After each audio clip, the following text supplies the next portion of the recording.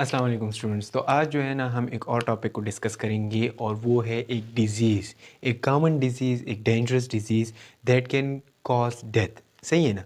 तो आज जो है ना हम एफएससी जो सेकेंड ईयर डिजीज़ थे रेस्पिरेटरी सिस्टम की, उसकी एक डिज़ीज़ को जो है ना हम क्या करेंगे, स्टडी करेंगे, जिसका नाम है नमूनिया। सही है। नमूनिया से पहले हम इसकी कुछ इंट्रोडक्शन जो है ना, नमूनिया वैसे तो ये लोअर रेस्पिरेटरी डिजीज़ है। सही है। लोअर रेस्पिरेटरी का मतलब ये है कि it will involve your lungs. जो लंग्स हैं ना, ये इसमें इन्वॉल्व होते हैं। सही है। तो आज हम उसको डिटेल में स्टडी करेंगे कि इसका जो मैकेनिज़्म है वो क्या है, इसकी साइन एंड सिम्टम्स क्या है, इसकी ट्रीटमेंट से रिलेटेड जितनी भी बातें हैं ना, हम आज उसको डिस्कस करेंगे। सही है। मेरा नाम है बशारत अली, चैनल को सब्सक्राइब करें। अब जो है ना नमूनिया, फर्स्ट ऑफ ऑल ये जो है ना, ये हमारे पास क्या है, ये हमारे पास है lower respiratory tract infection. Track infection मतलब इसका क्या है कि ये हमारे पास जो लोअर रेस्पिरेटरी ट्रैक है ना, उसमें हमारे पास जब इन्फेक्शन हो जाती है तो उसको हम नमूनिया कहते हैं। लेकिन इन्फेक्शन सिर्फ नमूनिया ही नहीं है, इस नमूनिया की जो है ना कुछ डिफिनेशन है, और वो डिफिनेशन ये है कि जब हमारे पास इन्फ्लेमेशन इन द लंग्स, जब लंग में हमारे पास इन्फ्लेमेशन आ जाती है, इन्फ्लेमेशन का प्रोसेस हो जाता है ड्यू टू इन्फेक्शन, तो उसे हम क्या कहते हैं, उसे हम कहते हैं नमूनिया। अब एक और बात, एक हमारे पास होगी इन्फ्लेमेशन, इन्फ्लेम होंगी लंग्स, और दूसरा जो है ना इसमें एक और प्रोसेस है जिसे हम क्या कहते हैं, कंसोलिडेशन।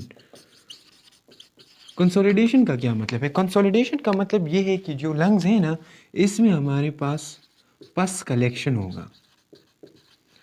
मतलब इसमें जो है ना पस जो है ना वो जनरेशन उसकी स्टार्ट हो जाएगी। सही है। तो कंसोलिडेशन एंड इन्फ्लेमेशन, जब ये दो चीज़ें हमारे पास लंग्स में प्रेजेंट हो, उसे हम क्या कहते हैं, नमूनिया कहते हैं। अब ये कंसोलिडेशन जो है ना, इसको हम कैसे कंसिडर करेंगे, उसको जो है ना हम कैसे डायग्नोस करेंगे, तो उसके लिए हम एक्सरे का इस्तेमाल करते हैं। ठीक है। हम लंग्स एक्सरे कर लेते हैं, उसमें हमारे पास जो वाइटिश कलर प्रेजेंट होता है ना, वाइटिश कलर ऑफ लंग्स। सही है। तो उससे हमें ये पता चल जाता है कि ये हमारे पास जो लंग्स है ना, इसमें कंसोलिडेशन हो गई है। तो inflammation of the lungs and followed by the consolidation of the lung is known as pneumonia due to infection. अब यहाँ पे हम इसकी कॉज के बारे में स्टडी कर लेते हैं, फिर उसके बाद जो है ना हम मैकेनिज़्म को स्टडी कर लेंगे कि ये जो पस कलेक्शन है ये किस तरह हो रहा होता है। सही है। और ये जो इन्फ्लेमेशन है ये क्यों हो रहा होता है, इसके कॉजेज़ क्या क्या हैं। लेकिन इससे पहले नमूनिया किस चीज़ से कॉज होता है, तो मेनली यहाँ पे याद रख लो, ये जो है ना एक बैक्टीरिया कॉज कर सकती है मेनली। रिमेंबर वन थिंग, इसकी जो कॉजेज़ है ना वो 30 से अबव है। सही है ना। लेकिन उसमें जो मेन काजेज है ना, एक है हमारे पास बैक्टीरिया एंड एक है वायरसेस। अब यहाँ पे देख लो 60% जो है ना, 60% ये बैक्टीरिया काज करती है, जिसे हम कहते हैं स्ट्रेप्टोकोकस नमूनिया। सही है ना। तो ये एक बैक्टीरिया है जो काज करती है नमूनिया को इन द लंग्स। सही है। और जो वायरस है ना, उसमें हमारे पास हेमोफिलिस इन्फ्लुएंजा। तो ये वायरस हमारे पास क्या कर सकती है, ये इन्फ्लेमेशन काज कर सकती है within the lungs. Inflammation cause कर सकती है, जो अल्वोलाई है ना उसमें इन्फ्लेमेशन काज कर सकती है। अब यहाँ पे इसकी मैकेनिज्म की बात करते हैं, मैकेनिज्म ऑफ नमूनिया। अब सिंपल सी बात है, गैसेस एक्सचेंज जो है ना, गैसेस एक्सचेंज हमारे पास कहाँ पे हो रही है, गैस एक्सचेंज हो रही है अल्वेओलाई में। ठीक है। जो अल्वेओलाई है ना, यहाँ पे गैस एक्सचेंज तो हो रही है, लेकिन मिसाल के तौर पर ये एक अल्वेओलाई हो गई, तो जो नोज़ और माउथ के ज़रिए हम जब सांस ले रहे होते हैं ना, तो बैक्टीरिया जो है ना वो कहाँ पे पहुँच जाती है, वो यहाँ पे पहुँच जाती है। सही है। अब ये बैक्टीरिया जब रीच करती है, मतलब ये रीच इनटू दी अल्वेओलाई, तो हमने इन्फ्लेमेशन में ये बात जो है ना डिस्कस की थी कि inflammation is a protective response to any type of injury, सही है ना। अब ये बैक्टीरिया तो यहाँ पे पहुँच गया, लेकिन ये हमारे पास क्या करेगा, it will cause damage to the alveoli, सही है ना। तो उस डैमेज को प्रिवेंट करने के लिए एक प्रोटेक्टिव रिस्पॉन्स होगा जिसे हम क्या कहते हैं, इन्फ्लेमेशन, सही है ना। अब यहाँ पे देख लो, ये इन्फ्लेमेशन हो गया ना, तो इन्फ्लेमेशन में हमारे पास क्या है, प्रोटेक्टिव रिस्पॉन्स है। तो हमारे पास यहाँ पे क्या होगा, यहाँ पे WBCs जो इम्यूनिटी में हेल्प करते हैं और जो बैक्टीरिया है, सही है ना, तो इसकी जो है ना क्या स्टार्ट हो जाती है, फाइट स्टार्ट हो जाती है, सही है ना। तो जब इसके दरमियान जो है ना फाइट स्टार्ट हो जाती है, तो उसमें हमारे पास क्या होता है, डेड सेल प्रोड्यूस होता है, डेड सेल्स, सही है। अब ये डेड सेल्स क्या है, पास है, सही है ना।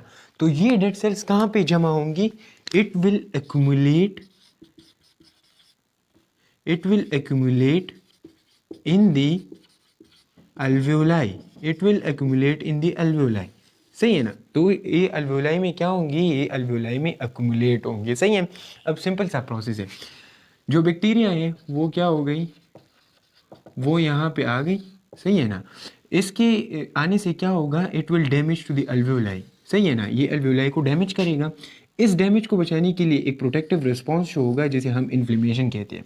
जब इन्फ्लेमेशन होगा तो उसमें हमने ये बात की थी कि स्वेलिंग्स होती है और ये जो है ना हीट प्रोड्यूस होता है, ये तो इसके साइन एंड सिम्टम्स है। लेकिन इन्फ्लेमेशन को जब हम स्टडी करेंगे पैथोलॉजी में, तो इन्फ्लेमेशन में हमारे पास कुछ WBCs जो है ना वो क्या करते हैं, वो उस एरिया में ट्रैवल करते हैं जहाँ पे इन्फेक्शन काज हो। तो जब यहाँ पे ये फाइट स्टार्ट हो जाए ना, तो इसमें हमारे पास क्या प्रोड्यूस होगा, डेड सेल प्रोड्यूस होगा जिसे हम क्या कहते हैं, पस कहते हैं। अब ये पस जो है ना कहाँ पे एक्यूमुलेट होगा, ये पस यहाँ पे एक्यूमुलेशन इसकी स्टार्ट हो जाएगी। तो ये इसका मैकेनिज्म है। अब यहाँ पे एक और बात, जब ये एक्यूमुलेशन स्टार्ट हो जाए, सही है, जब ये एक्यूमुलेशन स्टार्ट हो जाए तो इसका जो है ना नुकसान क्या होगा, ऑक्सीजनेशन अच्छी तरह नहीं होगी, ऑक्सीजनेशन विल डिस्टर्ब। ऑक्सीजनेशन क्या होगी, ऑक्सीजनेशन हमारे पास डिस्टर्ब हो जाएंगे, क्योंकि वहाँ पे क्या प्रेजेंट है, वहाँ पे हमारे पास पस प्रेजेंट है, सही है। तो उस पस की वजह से क्या होगा, जो ऑक्सीजन गैसेस एक्सचेंज है ना, गैस एक्सचेंज, वो क्या हो जाती है, वो डिस्टर्ब हो जाती है, सही है ना, क्योंकि वहाँ पे पस प्रेजेंट है तो गैसेस एक्सचेंज कहाँ पे होगा, सही है। तो ये इसका सारा मैकेनिज्म है कि नमूनिया किस तरह हमारे एक बॉडी में, हमारे लंग्स में गैसेस एक्सचेंज को किस तरह ख़राब करती है, पस की फॉर्मेशन किस तरह होती है, सही है। अब इसके बाद जो है ना हम क्या करेंगे, इसके बाद इसके साइन एंड सिम्टम्स पढ़ेंगे कि कुछ साइन एंड सिम्टम्स जो है ना इसकी नमूदार होते हैं, सही है। अगर किसी बंदे को नमूनिया हो गया है तो नमूनिया की वजह से इसको कौन कौन से ऐसे साइन एंड सिम्टम्स होंगे जो इसमें प्रेजेंट होगी, सही है। तो इसके बाद हम साइन एंड सिम्टम्स यहाँ पे देख लो, इसके कुछ साइन एंड सिम्टम्स है। साइन एंड सिम्टम्स जो है ना ये मैंने डिवाइड किए हुए हैं bacterial, viral and mycoplasma नमूनिया। Mycoplasma नमूनिया जो है ना ये हमारे पास एक दूसरी टाइप ऑफ बैक्टीरिया है जो नमूनिया कॉज कर सकती है, सही है।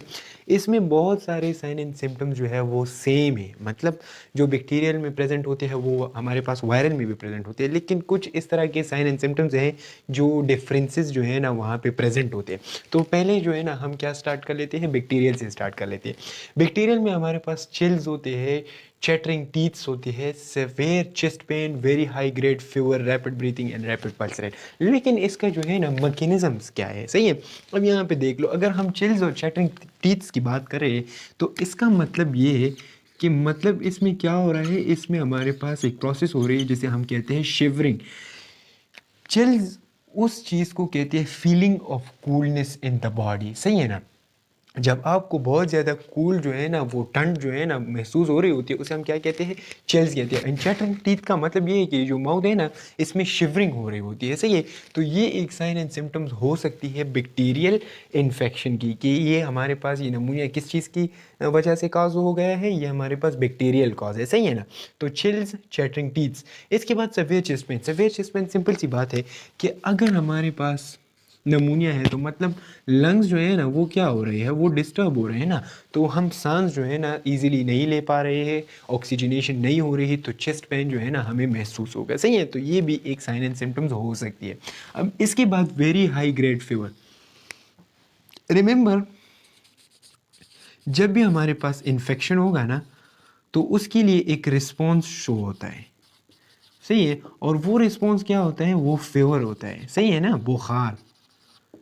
सही है, तो यहाँ पे अगर हम नमूनिया की बात कर लें तो इसमें इन्फेक्शन है ना, इन्फ्लेमेशन हुई है, लेकिन किस चीज़ की वजह से हुई है, वो हमारे पास बैक्टीरिया, वायरस या किसी और चीज़ की वजह से हुई ना, इन्फेक्शन हुई है। तो इन्फेक्शन की वजह से एक हमारे पास साइन एंड सिम्टम्स क्या शो होगा, वो है वेरी हाई ग्रेड फीवर होगा। सही है ना, अबव 100 फ़ारेनहाइट। सही है ना, तो high grade fever. Rapid breathing. अब ये rapid breathing and rapid pulse rate का क्या मैकेनिज्म है, सिंपल सी बात है, जब जो है ना रैपिड ब्रीथिंग का मतलब ये है कि एबनॉर्मल ब्रीथिंग, अल्फोलाई में गैसेस एक्सचेंज नहीं हो रहे, तो उसके साथ साथ हम क्या करेंगे, ये जो है ना हमारे जो पैटर्न ऑफ ब्रीथिंग है ना वो ख़राब हो जाएगा। ठीक है, तो rapid breathing is a sign and symptom of bacterial infection. और उसके साथ साथ जब हम बैक्टीरियल की बात कर ले, तो अगर ब्रीथिंग ख़राब हो रही है ना तो उसका असर किस चीज़ पे होगा, हार्ट पे होगा। सही है ना, और हार्ट रेट का असर किस चीज़ पे होगा, पल्स रेट पे। तो ये असल में इंटरकनेक्टेड होते हैं एक दूसरे के साथ। सही है, तो क्या क्या sign and symptoms, chills, chattering teeth, severe chest pain, very high grade fever, rapid breathing, rapid pulse rate. सही है, ये बैक्टीरियल के हो गए। अब इसके बाद जो है ना वायरल नमूनिया की बात कर लेते हैं, हेमोफिलस इन्फ्लुएंजा की बात कर लेते हैं। तो यहाँ पे वायरल की फीवर है, ड्राई कफ है, हेडेक है, muscle pain, weakness, breathlessness, bluish colour of the lips, cough become worse. सही है, अब ये तो एक कॉमन सा जो है ना, ये कॉमन साइन एंड सिम्टम है।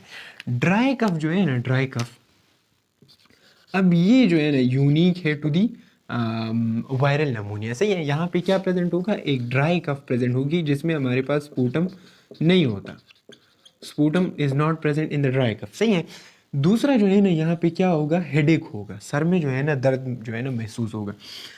उसके बाद मसल पेन। अब असल में नमूनिया तो लंग्स में हो रही है ना, तो मसल पेन से ये जो मैकेनिज्म है ना ये बिल्कुल ही ईजी है। यहाँ पे देख लो, सिंपली हमारी बॉडी जो है ना वो क्या कर रही है, वो फाइट कर रही है। तो उस फाइट की वजह से सारा जो mechanism of the body, homeostasis of the body है ना, वो डिस्टर्ब हो जाता है। तो उसकी वजह से मसल पेन बॉडी में महसूस हो रहा होता है। ऐसे ही है। इसके बाद वीकनेस है। वीकनेस का मतलब यह है कि बॉडी जो है ना वो ग्रोथ नहीं करेगी, उसके बाद जो जितनी भी ग्रोइंग प्रोसेसेस हैं ना वो स्टॉप हो जाते हैं, जो माल नरिशमेंट आ जाती है। सही है, बॉडी जो है ना वीकनेस की तरफ चली जाती है। तो ये साइन एंड सिम्टम्स हो सकते हैं। Breathlessness, difficulty in the breathing, सांस लेने में क्या हो रही है, दुश्वारी हो रही है। सही है, तो breathlessness main sign and symptom. Bluish coloration of the lips. ये ब्लूइश कलरेशन का मतलब ये है, सिंपल सी बात है, अगर ऑक्सीजनेटेड ब्लड, हमने मैकेनिज्म में बात की कि ऑक्सीजनेटेड ब्लड जो है ना वो बॉडी को नहीं मिल रहा, तो जब भी ऑक्सीजनेटेड ब्लड बॉडी को नहीं मिलेगा तो कौन सा ब्लड मिलेगा बॉडी को, डीऑक्सी ब्लड। तो जब भी डीऑक्सी ब्लड बॉडी को मिलेगा तो इस वो क्या कलरेशन शो करेगा, वो ब्लू कलरेशन शो होगा। और ये ब्लू कलरेशन पहले कहाँ पे शो होगा, ये लिप्स पे शो होता है और नेल बेड्स पे शो हो रहा है। ये हमारे पास ये नेल्स है ना, इसके जो एरिया है यहाँ पे ब्लूइश कलरेशन आपको नज़र आएगी। तो ये bluish coloration of the lips क्यों हो रही है, क्योंकि बॉडी में क्या है, बॉडी में ऑक्सीजनेटेड ब्लड की तादाद कम है और डीऑक्सीजनेटेड ब्लड की तादाद ज़्यादा है, क्योंकि वहाँ पे पस जो है ना प्रेजेंट है और ऑक्सीजनेशन गैसेज एक्सचेंज नहीं हो रही। तो उसकी वजह से लिप्स जो है ना वो आपके पास ब्लूइश कलरेशन शो करेंगे। और जो कफ है ना वो क्या करेगा, वो वर्स करेगा। मतलब अगर उसकी जो प्रोसेस है, उसकी जो जितने भी हमारे पास जो पहले दिन थे, ठीक है, नमूनिया का जो फर्स्ट टू 5 डेज़ है, ठीक है, तो उसके बाद ये कफ जो है ना और ख़राब होगा और ख़राब होगा। सही है, तो वो ठीक नहीं होगा, वो और भी जो है ना वर्स होगा। सही है, तो ये कुछ साइन एंड सिम्टम्स हो गए वायरल के। अब आते हैं माइकोप्लाज्मा नमूनिया के। माइकोप्लाज्मा नमूनिया का क्या मतलब है, ये भी एक बैक्टीरिया है, लेकिन डिफरेंट टाइप ऑफ बैक्टीरिया जो है ना वो प्रेजेंट है बॉडी में। तो सिंपली ये भी नमूनिया काज कर सकती है। सही है, अब इसके क्या साइन एंड सिम्टम्स होंगे, ये वायलेंट कफिंग अटैक्स होंगे। वायलेंट कफिंग का अटैक्स का क्या मतलब है, मतलब एपिसोडिक कफिंग होगा, लेकिन वो इस तरह के कफ होंगे ना कि उसके वो जो है ना वो आपकी सांस को ख़राब कर देगा, आपकी जितनी भी नॉर्मल बॉडी मैकेनिज्म है उसको ख़राब कर देगा, सही है। तो वायलेंट कफिंग अटैक्स होंगी, चिल्स एंड फीवर्स होंगी, नौजिया एंड वोमिटिंग जो है ना वो प्रेजेंट होती है, सही है। क्योंकि जब आप वायलेंट कफिंग करते हैं ना तो उसकी वजह से आपकी जो स्टमक है वो अपसेट हो जाती है, तो वोमिटिंग कॉज हो सकती है, सही है। Breathlessness is due to the non gases exchange process, सही है। ब्रीथलेसनेस हो सकती है, bluish coloration of the lips and nail beds and muscle pain. तो ये सारे साइन एंड सिम्टम्स क्या है, कुछ ना कुछ एक दूसरे से मिल रहे हैं, लेकिन बहुत सारे जो है ना वायलेंट कफिंग अटैक्स हो गए तो वो यहाँ पे प्रेजेंट नहीं होती, सही है। तो ये कुछ डिफरेंसेस हैं, लेकिन बहुत सारे साइन एंड सिम्टम्स जो है ना वो क्या होते हैं, वो सेम होते हैं, क्योंकि इसमें बहुत सारी चेंजेस नहीं होती, क्योंकि वो बैक्टीरियल की हो गई, वो वायरल की जो है ना कुछ साइन एंड सिम्टम्स हो गए, और माइकोप्लाज्मा नमूनिया की। अब इसके बाद हम क्या करेंगे, इसके बाद हम इसकी ट्रीटमेंट के बारे में बात करेंगे। अच्छा, ये साइन एंड सिम्टम्स तो हमें बता देंगे, कुछ हिंट जो है ना वो प्रोवाइड कर देगा कि क्या करेंगे हम इसके लिए, जो है ना हम ये हमें बता देगा कि ये माइकोप्लाज्मा नमूनिया है, लेकिन हम तो कंफर्म नहीं है ना। तो अब इसके बाद हम क्या करेंगे, डायग्नोसिस की बात करेंगे कि हम नमूनिया को डायग्नोस कैसे करेंगे, और फिर उसके बाद उसकी ट्रीटमेंट। अच्छा, अब हम बात कर लेते हैं डायग्नोसिस के हवाले से। तो डायग्नोसिस जो है ना, सिंपली जो डायग्नोसिस की प्रोसेस है वो क्या है, डायग्नोसिस हम नमूनिया की दो तरह की प्रोसेसेस हम यूज़ करते हैं, ठीक है। एक है हमारे पास जो मोस्टली एंड वाइडली यूज्ड होती है, वाइडली यूज्ड, सही है, वो क्या है, वो है चेस्ट एक्सरे, सही है ना। चेस्ट एक्सरे यूज़ होती है फॉर द डायग्नोसिस ऑफ नमूनिया। अब इसमें कौन कौन से साइंस जो है ना आपको अपेयर होंगे, तो सिंपली हमने स्टार्ट में बताया भी था कि कंसोलिडेशन साइंस। कंसोलिडेशन का क्या मतलब है कि उसमें वाइटिश कलरेशन जो है ना प्रेजेंट्स होती है, कलरेशन, सही है। तो वाइटिश जो कलरेशन है ना वो आपको अपेयर होंगी इन दी एक्सरे ऑफ लंग, सही है। इसके अलावा हम जो है ना ब्लड के ज़रिए भी मालूम कर सकते हैं, लेकिन ये वाला जो है ना, ये जो चेस्ट एक्सरे है, ठीक है, ये वाइडली यूज है and it is a very good method and specific method, सही है ना। अब यहाँ पे ब्लड की बात कर लेते हैं। ब्लड के ज़रिए हम एक टेस्ट कहते हैं जिसे हम कहते हैं सीबीसी। सीबीसी का क्या मतलब है, complete blood count. Complete blood count में हम क्या चीज़ देखेंगे, अब सिंपल सी बात है, WBC जिसे हम कहते हैं वाइट ब्लड सेल्स, सही है ना। वाइट ब्लड सेल हमारी बॉडी में क्या कर रहा है, it will perform the action of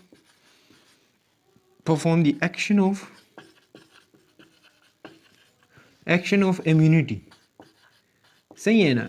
तो हम जो है ना क्या करेंगे, सीबीसी में WBC काउंट को चेक करेंगे, सही है ना। तो WBC हमारे पास क्या होगा, WBC विल इंक्रीज्ड, उसकी जो काउंट है ना वो क्या होगी, वो इंक्रीज होगी, क्योंकि जो WBC जो है ना वो फाइट कर रही होती है। तो यहाँ पे हमारे पास रिजल्ट क्या आएगा, रिजल्ट क्या रिवील करेगा, जो WBC है ना वो नॉर्मल जो लेवल है उससे क्या होगा, इंक्रीज होगा, सही है। दूसरा जो है ना न्यूट्रोफिल की जो काउंट है ना वो भी क्या होगी, वो भी इंक्रीज होगी, सही है ना।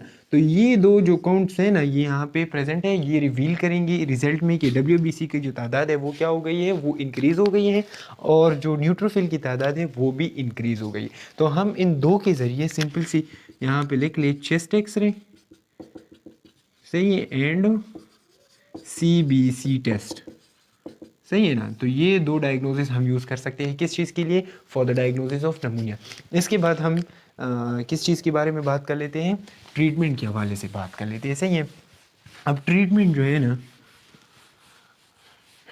ट्रीटमेंट इसकी थोड़ी सी कॉम्प्लिकेटेड है, क्योंकि ये जो है ना मुख्तलिफ़ चीज़ों की वजह से काज हो सकती है, लाइक वायरल की वजह से काज हो सकती है, लाइक बैक्टीरिया जो है ना मुख्तलिफ़ टाइप ऑफ बैक्टीरिया ये जो है ना काज कर सकते हैं। लेकिन इसके अगर हम ओवरऑल ट्रीटमेंट की बात करें ना,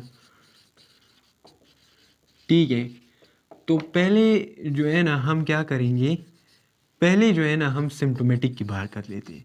सिम्टोमेटिक सिम्टोमेटिक का क्या मतलब है कि जो साइन एंड सिम्टम्स अपेयर हो रहे हैं उसके लिए हम क्या कर लेते हैं, ट्रीटमेंट कर लेते हैं। तो उसमें क्या था, एक जो है ना उसकी हमारे पास क्या प्रेजेंट था, कफ प्रेजेंट था, सही है।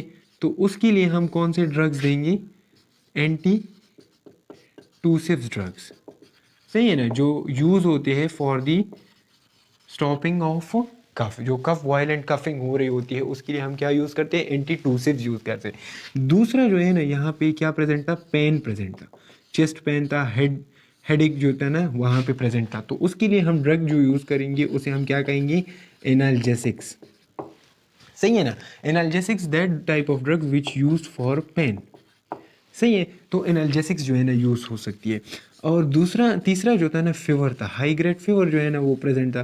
तो उसके लिए हम एंटी पायरेटिक्स यूज़ करते हैं। एंटी पायरेटिक्स का क्या मतलब है कि वो क्या करेगा, जो आपकी फीवर है ना उसको डिक्रीज करेगा, सही है। तो ये तो सिम्टोमेटिक ट्रीटमेंट हो गई। अब आते हैं हम कॉज की तरफ।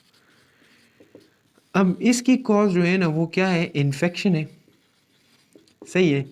और इन्फेक्शन में हम क्या करेंगे, हम यूज़ करेंगे एंटीबायोटिक्स। लेकिन एंटीबायोटिक्स में जो है ना मुख्तलिफ टाइप ऑफ एंटीबायोटिक्स प्रेजेंट है, सही है। तो यहाँ पे एक बात याद रख लो, यहाँ पे हम जो एंटीबायोटिक्स यूज़ करते हैं उसे हम क्या कहते हैं, ब्रॉड स्पेक्ट्रम एंटीबायोटिक्स, सही है ना। अब ब्रॉड स्पेक्ट्रम एंटीबायोटिक्स का क्या मतलब है, अब यहाँ पे देख लो। एंटीबायोटिक्स जो है ना ये इसके दो अकसाम है, एक है नैरो स्पेक्ट्रम और दूसरा जो है ना ब्रॉड स्पेक्ट्रम। मतलब इसका ये है कि नैरो स्पेक्ट्रम जो है ना वो स्पेसिफिकली यूज़ होता है फॉर स्पेसिफिक बैक्टीरिया। ये जो है ना क्या होता है, स्पेसिफिक बैक्टीरियाज, कुछ ख़ास बैक्टीरियाज है उसके लिए यूज़ कर सकते हैं, ये इतने बैक्टीरियाज को किल नहीं करेगा। लेकिन ये जो ब्रॉड है ना ये मेनी बैक्टीरियाज को क्या कर सकता है, it will kill many types of bacteria and it can kill many types of bacteria, सही है। तो यहाँ पे हम क्या करेंगे, ब्रॉड स्पेक्ट्रम एंटीबायोटिक्स यूज़ करेंगे। अब ब्रॉड स्पेक्ट्रम एंटीबायोटिक्स में कौन कौन से हैं, इसमें हमारे पास सिप्रोफ्लॉक्सिसिन है, सिप्रोफ्लॉक्सिसिन फ्लॉक्सिसिन है, सही है। लेवोफ्लॉक्सिसिन है, सही है। इसके बाद जो है ना टेट्रासाइक्लिन्स है, टेट्रासाइक्लिन्स, सही है। टेट्रासाइक्लिन्स जो ग्रुप है ना उसमें हमारे पास डॉक्सीसाइक्लिन है, सही है। तो ये सारे हमारे पास क्या है, ये एंटीबायोटिक्स है। ये एंटीबायोटिक्स यूज़ हो सकते हैं with in the treatment of pneumonia, सही है। तो यहाँ पे हम दो टाइप्स, हमेशा जो डिजीज़ होती है ना उसकी हम कॉज को ट्रीट करते हैं और दूसरा जो है ना हम क्या करते हैं उसकी सिम्टोमेटिक ट्रीटमेंट करते हैं, सही है। जो सिम्टम्स है ना उसको हम ख़त्म करते हैं, सही है। तो antibiotics plus symptomatic treatment mostly यहाँ पे हम जो है ना फोकस करते हैं वो एंटीबायोटिक्स होते हैं, क्योंकि जो बैक्टीरिया है ना ये पस प्रोड्यूस करेगा। मतलब इसका ये यहाँ पे देख लो। अब इसके बाद हम कॉम्प्लिकेशन की बात करेंगे कि हम अगर इसको वक्त पर ट्रीट ना करें तो ये कौन कौन सी कॉम्प्लिकेशंस ये जो है ना पैदा कर सकती है, सही है। तो यहाँ पे अगर हम अल्वेओलाई की बात करें इसमें यहाँ पे पस प्रोडक्शन हो रही होती है, सही है। तो एक बात जहन में याद रख ले कि ये जो है ना मिलियंस ऑफ अल्वेओलाई प्रेजेंट है, सही है। तो अगर मिलियंस ऑफ अल्वेओलाई में हमारे पास एक ही अल्वेओलाई जो है ना वो ख़राब होती जाएगी तो क्या होगा, गैसेस एक्सचेंज नहीं होगा ना, ठीक है। तो जब गैसेस एक्सचेंज नहीं होगा तो हमारे पास डेथ काज हो सकती है, सही है। तो फर्स्ट प्रायोरिटी में हम क्या करेंगे, जो इन्फेक्शन है ना इन्फेक्शन को हम ख़त्म करेंगे, सही है। फर्स्ट प्रायोरिटी हमारी ये होगी कि हम क्या करें, इन्फेक्शन को ख़त्म कर लें, सही है। अब इसके बाद जो है ना हम कॉम्प्लिकेशन की बात कर लेते हैं, जो है ना क्या करेंगे, अगर हम नमूनिया को ट्रीट नहीं करेंगे बर वक्त, सही है। तो ये क्या करेगा, ट्रीटमेंट इसकी नहीं होगी तो it will complicate the situation, सही है ना। ये सिचुएशन को क्या करेगा, ये कम्प्लिकेट करेगा, मतलब इसमें बहुत सारे और कॉम्प्लिकेशंस पैदा हो जाती है, सही है। लाइक अगर हम यहाँ पे देख ले, सही है, तो यहाँ पे अगर हम देख लें तो इससे जो है ना एक प्रोटेक्टिव कवरिंग यहाँ से सराउंडेड है,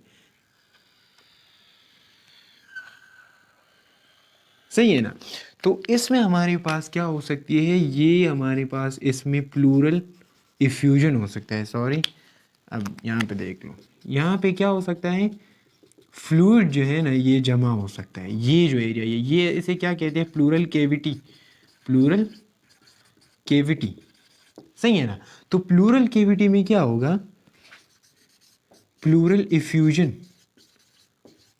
प्लूरल इफ्यूजन, प्लूरल इफ्यूजन का मतलब ये है कि फ्लूइड इन दी प्लूरल या फ्लूइड अराउंड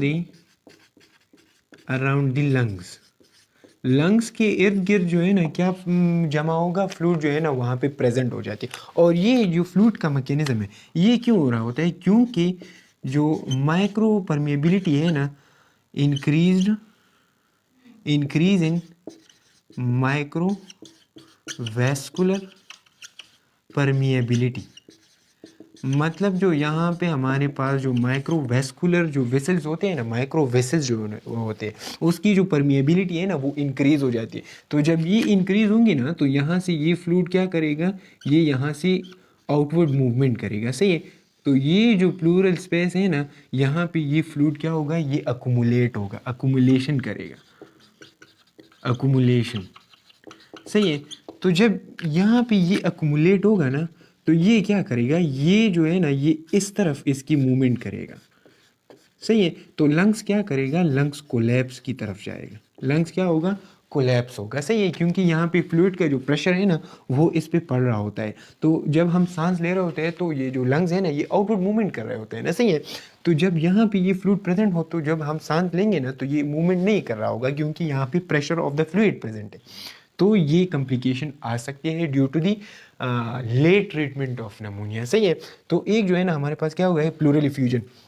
दूसरा जो है ना यहाँ पे क्या हो सकता है, यहाँ पे पस की जो है ना क्या हो सकती है, अकुमुलेशन हो सकती है, जैसे हम क्या कहते हैं, इम्फीमा, इम्फीमा, सही है ना। तो इम्फीमा हो सकता है, इम्फीमा किसी कहते हैं, पस इन दी प्लूरल कैविटी, जो प्लूरल कैविटी है ना उसमें क्या जमा हो सकती है, पस जो है ना जमा हो सकती है। इसके अलावा हमारे पास जो है ना लो सोडियम लेवल भी आ सकती है, सही है। लो सोडियम लेवल का जो मैकेनिज्म है ना ये कम्प्लीटली अंडरस्टूड नहीं है कि किस वजह से हमारे पास क्या होती है, ये जो लो लेवल ऑफ सोडियम है ना ये क्यों होती है, तो इसका जो मैकेनिज्म है वो कम्प्लीटली अंडरस्टूड नहीं है, सही है। इसके बाद जो है ना एप्सिस हो सकती है, एप्सिस in the lungs. एप्सिस in the lungs का क्या मतलब है, एप्सिस जो है ना, एप्सिस कहते हैं कलेक्शन ऑफ पस। तो अगर आपको याद हो अल्वुलाई की हमने बात की थी, अल्वुलाई में क्या जमा हो रहा होता है, पस जो है ना जमा हो रहा होता है, लेकिन जब वो पस बहुत ज़्यादा हो जाता है तो वहाँ पे एप्सिस, उसे हम फिर क्या कहते हैं, एप्सिस कहते हैं, क्योंकि वहाँ पे कलेक्शन ऑफ पस हो सकती है, सही है। तो ये जो है ना चार मेन क्या हो सकते हैं, कॉम्प्लिकेशन हो सकते हैं। एक है हमारे पास प्लूरल इफ्यूजन, ठीक है, एक है हमारे पास इम्फीमा, सही है, low sodium level and abscess in the lung, सही है। तो नमूनिया को जितना भी जो है ना जल्दी हो सके तो उसको ट्रीट करें, क्योंकि उसका जो है ना बाद में कॉम्प्लिकेशन पैदा हो जाती है, और फिर जो है ना हम दो चीज़ों को इकट्ठे जो है ना क्या कर रहे होते हैं, ट्रीट कर रहे होते हैं। एक जो है ना हम कॉम्प्लिकेशन को हटा रहे होते हैं और दूसरा जो है ना हम कॉज को ट्रीट कर रहे होते हैं, सही है। तो फिर वो जो है ना क्या हो जाता है, ये मुश्किल हो जाता है, क्योंकि ये जो एप्सिस जो है ना, ये पस फॉर्मेशन जो है, ये प्लूरल केविटी, इसके लिए हम फिर ड्रेनेज लगाते हैं, ठीक है। जो फ्लूइड यहाँ पे प्रेजेंट है वो उसकी तरफ जो है ना क्या हो रहा होता है, ये ड्रेन हो रहा होता है, और दूसरा जो है ना वहाँ पे इन्फेक्शन भी बहुत ज़्यादा हो रही होती है, तो ये बहुत ख़तरनाक हो जाता है, सही है। चैनल को सब्सक्राइब करें, और इसके बाद जो है ना हम दूसरा टॉपिक स्टडी करेंगे जो ट्यूबरकुलोसिस है, सही है। चैनल को सब्सक्राइब करें और एफएससी के जितने भी स्टूडेंट्स हैं उसके साथ शेयर करें। Thank you so much.